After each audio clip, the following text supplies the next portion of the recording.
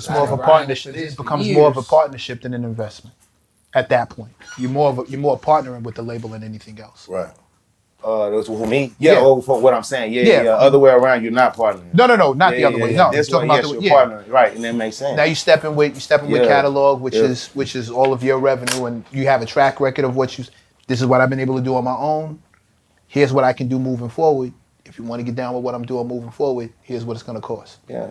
But you don't get anything that I've done in the past. No. Right. We're just talking about moving forward. We're trying to scale. There's nothing wrong with scaling, like going to major record labels or dealing with, people that have huge connections and huge influence in the industry, long resume of doing well with and exceptional business with big artists and shit like that. It's good to have those people on your side or behind you to push you. Great. You know what I'm saying? Credit that. But at the same time, if Taco Bell or KFC wants to come into business together and we're gonna do joint fast food restaurants, you're not buying me out just for me to. I'm not gonna sell you the other 10,000 locations that we have all around the world just so I can get into these other 15,000 gas stations with you. You know what I'm saying? Which is okay. It's cool. We love to do that. But I'm not trying to sell the whole 100 and however many locations that we've already created. It's not worth it. That it's not worth it. That don't make sense. You know what I'm saying? It's cool to collaborate. People, big businesses and companies collaborate all the time.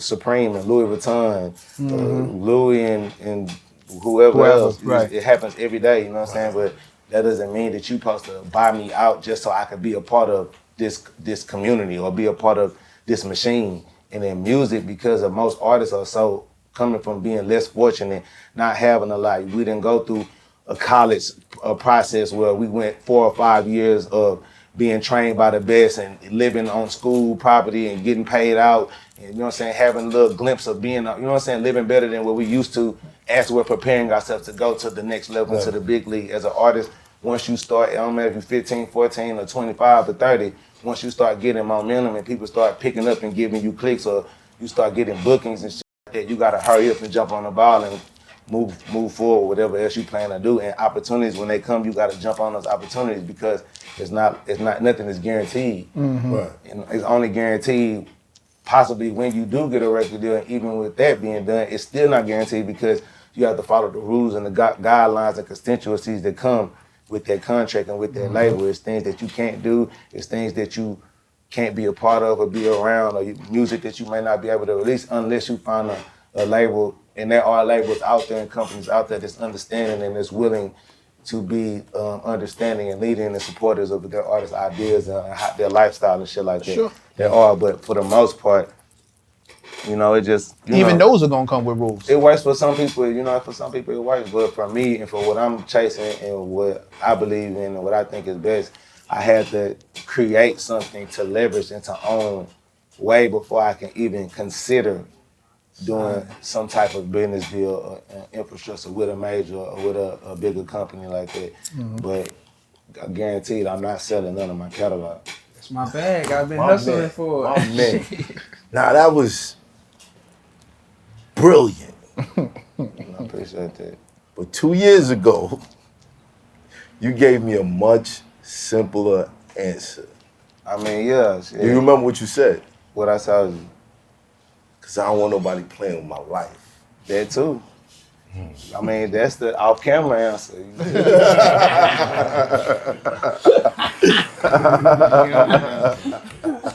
what I'm saying? That's a different. That's raw, and uncut it. You know what I'm saying? Right. This Try to pamper it. You know what I'm saying? He We trying to water it down a little bit and also give something out there where the youth and the younger artists and people can, reciprocate and learn from.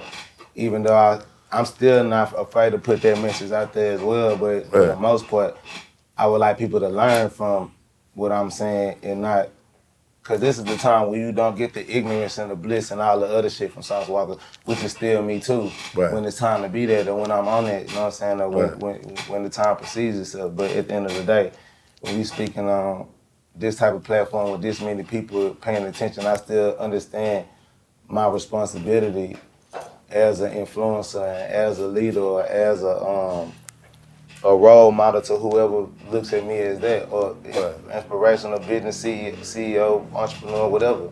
Right. You know what I'm saying? But that is true. True. Shit, so I don't want nobody playing with my life or playing with my schedule, my thinking process, or my belief system, or none of that. Right. I believe in what I believe in. I stand on what I stand on. I do what I want to do. I dress how I want to dress. It's things that I want to do. It's things that I won't put myself around. It's people that I will not associate myself with.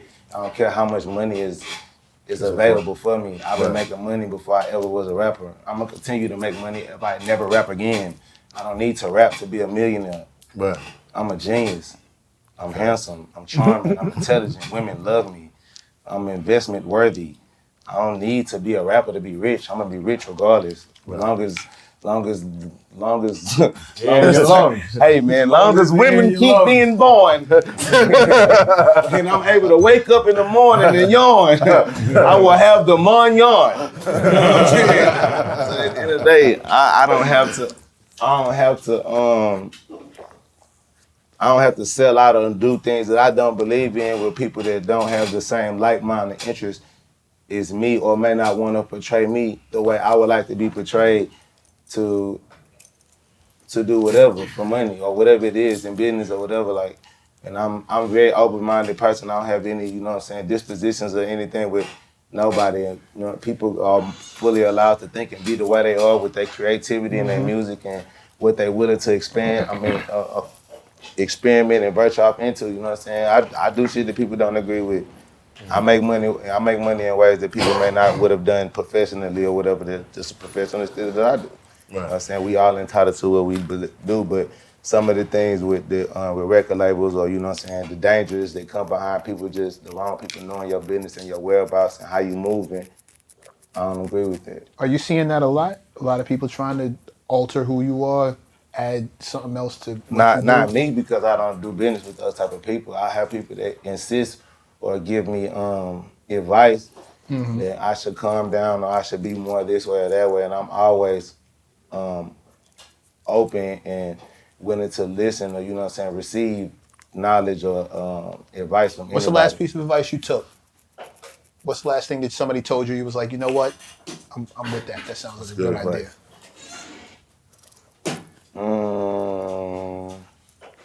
Good question. Yeah, that's a good question. I'm saying like some good advice. To be real, or just the last one you change remember? My diet. Oh, word? Change my diet. That's really like, I feel like that's really the most important thing that somebody told me. Out of everything that really sticking with me is just trying not to eat certain foods, certain meats. Probably trying to graduate to a point where I don't want to eat meat at all. Right. And try to get more into vegetation and fruits and trying to find the correct vegetation and fruit. Told you that yesterday. Sure did. Trying to, it's hard though. The first thing was like getting over the drugs, the drink, you know what I'm saying, being from Houston, codeine, sipping syrup, shit like that, overcoming, but you know what I'm saying, it's still my culture, we love and respect it, but just, you know what I'm saying, the diet and the wanting to live long and procreate and be healthy. I want to look a certain type of way my whole life too. Right. I'm very big on my appearance physically, not just like clothes and shit. Like I care about how I look without the clothes and the jewelry on. Overall presentation, how you feel, I care about the whole what the thing. bitch think when she see me. You're a walking brand. Yeah, for sure. To this woman and the music stuff. I gotta look a certain type of way when I'm old. You know what I'm saying? I want to just be like that for a long time. So, Nigga trying to look like LeBron, son. Yeah. That boy looking so like, the diet is big, man. Trying to clear the brain, clear the body. Right. It's hot for trapper turn smack rapper. Only smack rapper that you know is smack rappers. Got bars I can hang with the backpackers. Trap star, I don't hang with the backpackers. I'm in the hood with the work you heard. Making fiends leave earth you heard. Got your baby mama thirst you heard. Feel the flow, nigga, throw it in reverse. This the way you need to surf you heard.